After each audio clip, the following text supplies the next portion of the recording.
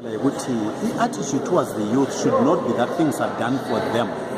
I think the youth have to be at the table when policy is being formulated so that they can actually guide the conversation from their perspective.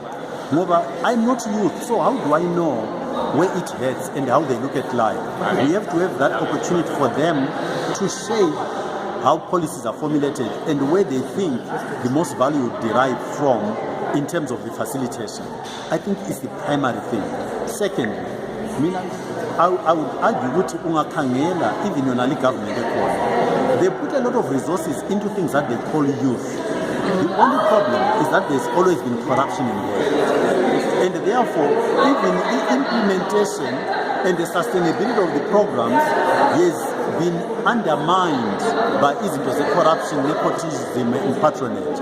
If you strip that out, some of the programs that are there now will actually be more effective. I would say those are the two major components. A consultative process, but the youth to feel that they are participating in shaping how their programs are put together, and then make sure that the implementation is not contaminated by the corruption, nepotism, and proism. Yeah, that's it.